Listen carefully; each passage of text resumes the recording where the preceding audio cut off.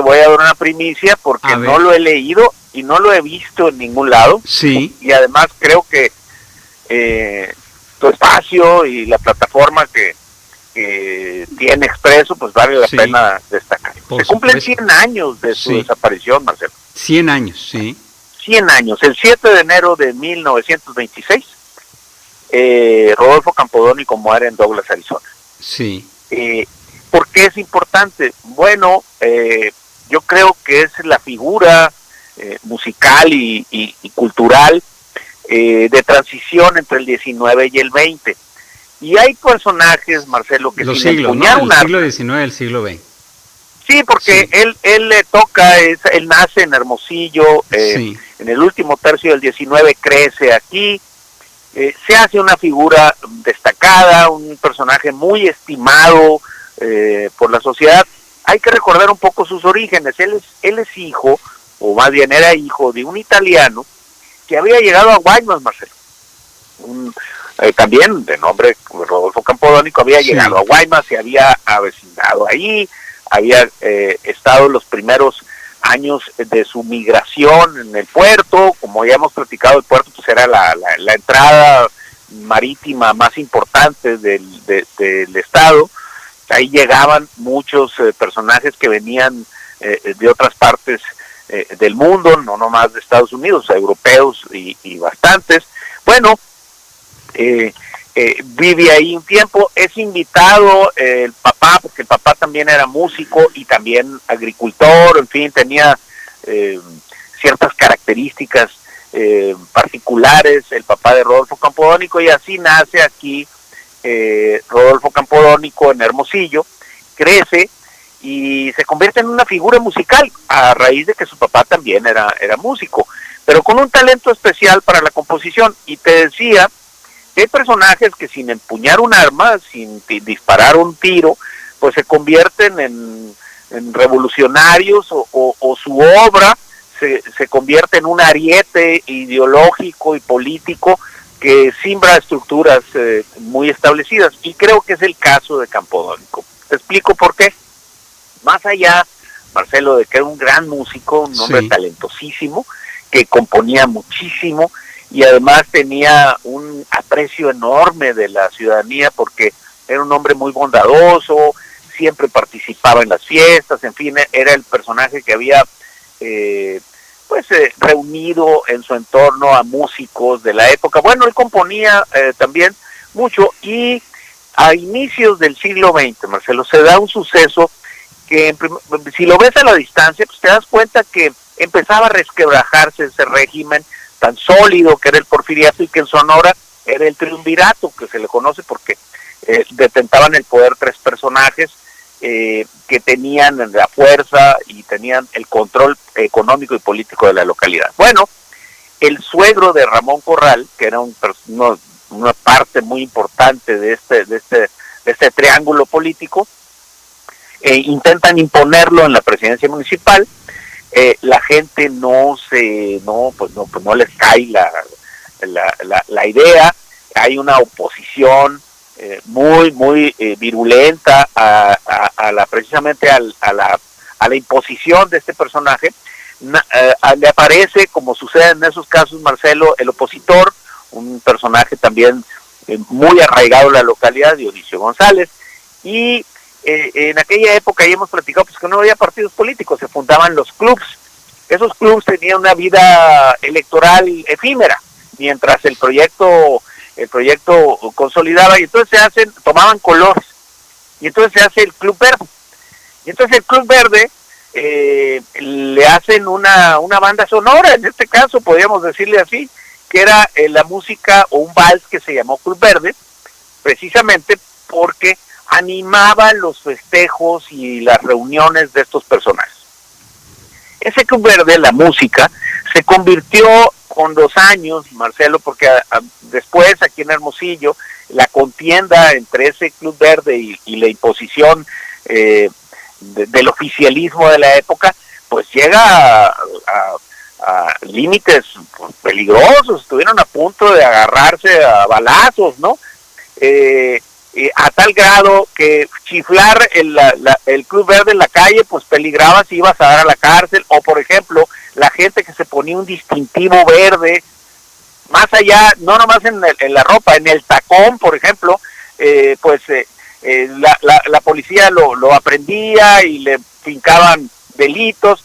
Entonces la música se convirtió en una especie de himno de rebelión con el paso del tiempo, además de que es bellísima, es una composición extraordinaria, y que la pueden oír en una cantidad muy importante de películas, o ahí está en internet, y se van a dar una idea y los va a remontar en aquellos años entre el siglo XIX y el XX. Bueno, esta música quedó así, fue muy exitosa, se hizo con el tiempo esa especie de himno y una música muy arraigada a los sonorenses. Llega la revolución, este personaje pues no tenía aspiraciones políticas de ningún tipo. Hay que recordar que al inicio del movimiento revolucionario, el maitorenismo, Marcelo, ya lo hemos platicado, pues era la figura preponderante porque era el personaje que había dado al maderismo de primera hora y había dado la contienda y la batalla política precisamente para acaudillar las ideas del maderismo. Bueno, este personaje compone una marcha muy importante que se llamaba Viva Maytorena. Esa también fue muy exitosa, pero cuando los revolucionarios triunfan y se dividen y se pelean entre ellos, pues ya Viva Maytorena pues no era muy bien vista por los constitucionalistas, sí, porque acuérdate que Maytorena se va con Villa. así es. Bueno, a tal grado que este personaje empieza a tener problemas políticos por su composición de Viva Maytorena, y entonces compone también el himno de los constitucionalistas para intentar mediar entre esas corrientes, ¿no?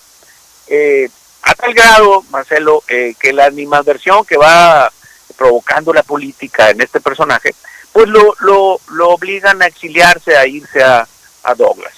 No regresa nunca más a Hermosillo, muere en Douglas en 1926, siendo un personaje estimadísimo. Lees uno las crónicas y la verdad es que dices tú, ¿cómo un personaje tan talentoso pues fue contaminado por la política y pues puso él tierra de por medio?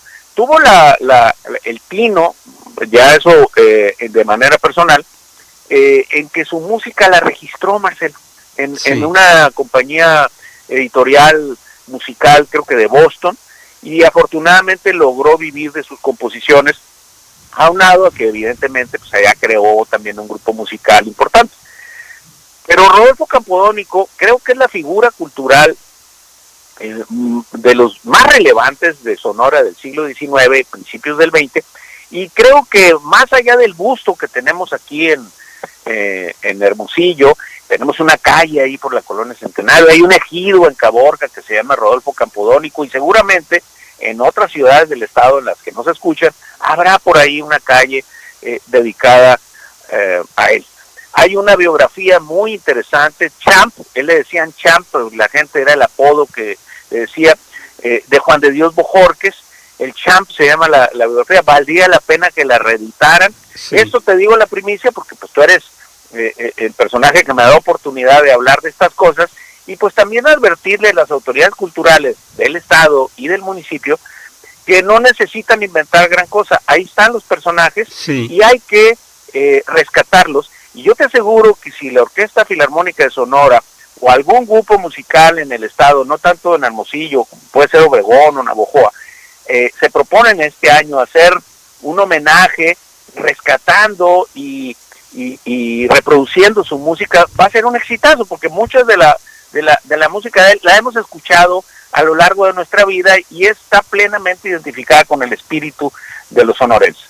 Entonces, este personaje se cumple un año de su muerte y creo que valdría la pena, Marcelo, hurgar un poco en la vida política de él, que es al mismo tiempo recuperar un poco del pasado de nosotros como sociedad, pero también más allá de lo que siempre nos adjudican, que somos del norte y que no tenemos gran no tenemos gran relieve cultural, Sí. y que sin embargo ahí está ese personaje con una gran cantidad, pues sí creo que compuso más de 2.500 obras, Temas, sí.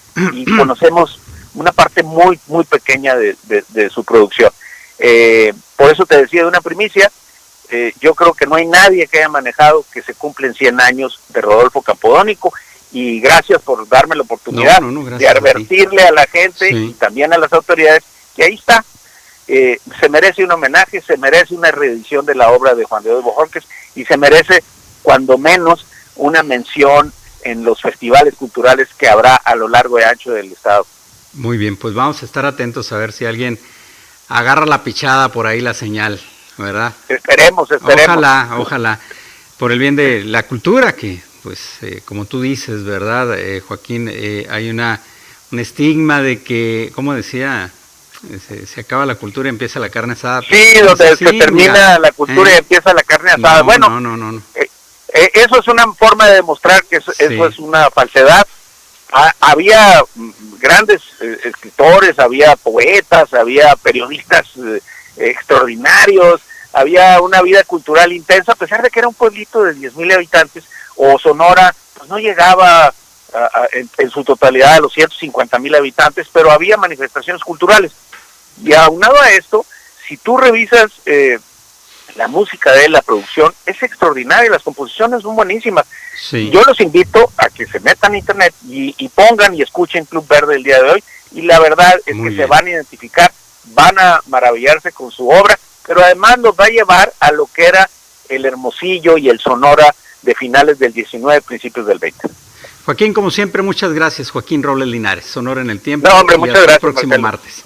Vamos a un corte, 8 de la mañana, 38 minutos. Ya regresamos. Un corte rápido, porque la noticia sigue en movimiento. Estás en Expreso 24/7.